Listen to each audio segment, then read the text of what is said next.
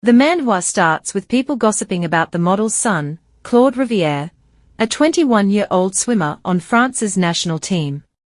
Another athlete slings an arm around his shoulder, teasing him about how excited he is to meet his favorite group idol, but Claude brushes him off, acting cool while his mind is clearly somewhere else, wondering where he could possibly meet her after waiting so long. Then we jump back 4 years earlier, where Claude is in his apartment watching a game show and sees Nari score a perfect 10 and win her first gold medal, and boom, instant love. From that moment, he becomes her biggest fan, watching every interview, collecting every clip and photo, and the more he sees her, the more desperate he becomes to meet her in real life. Honestly, even his reason for seriously training to become a national representative is just so he might one day run into Nari.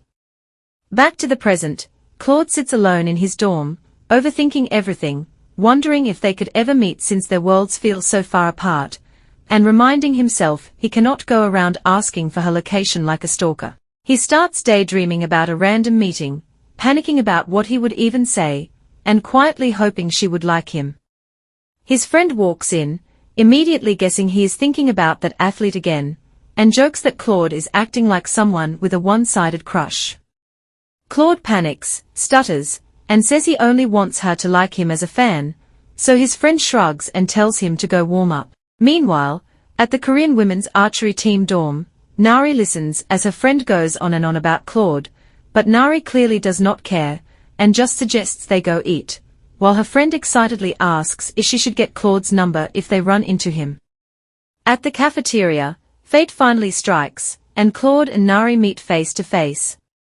Nari secretly wonders why his face is so red, thinking maybe he has allergies or maybe he is just ridiculously handsome, and she even thinks that if her friend gets his number, she should check him out. As she walks past, Claude suddenly grabs her arm, politely asks for a second, and then loudly blurts out a marriage proposal in front of everyone.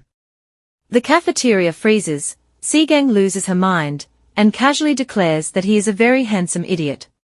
Claude trained harder than ever, not just for the competition, but so he could greet Nari like a normal person after waiting years for this moment, even up to 20 minutes ago, only to immediately ruin everything by blurting out a marriage proposal. Nari drags him outside, and he bows non-stop, apologizing and saying he only wanted to say hello because he is her biggest fan, while she tells him that was way too dramatic for a greeting and admits she panicked and pulled him out without thinking, then apologizes too. She compliments his Korean, and Claude proudly admits he learned it by watching all her interviews because he wanted to greet her properly in her language.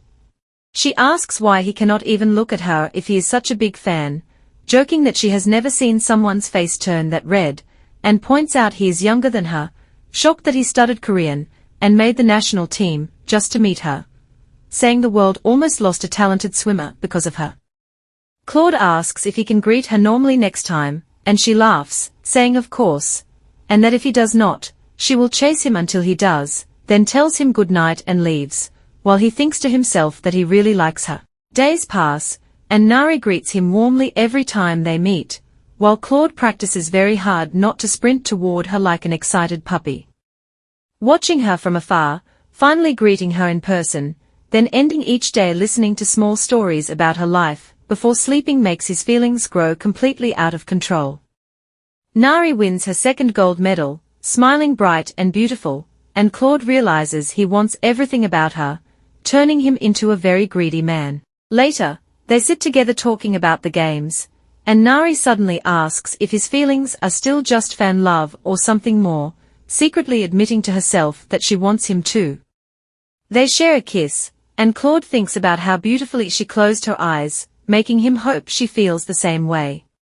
Feeling brave, he asks if she wants to come to his room. They keep kissing, and from that moment on, their relationship officially crosses into very dangerous, very romantic territory. It is competition day, and Claude tells himself he must get first place because he is confused about his relationship with Nari, since he said he likes her but never properly confessed. So are they dating or just very close partners? He decides he will confess properly after the match, like a serious man.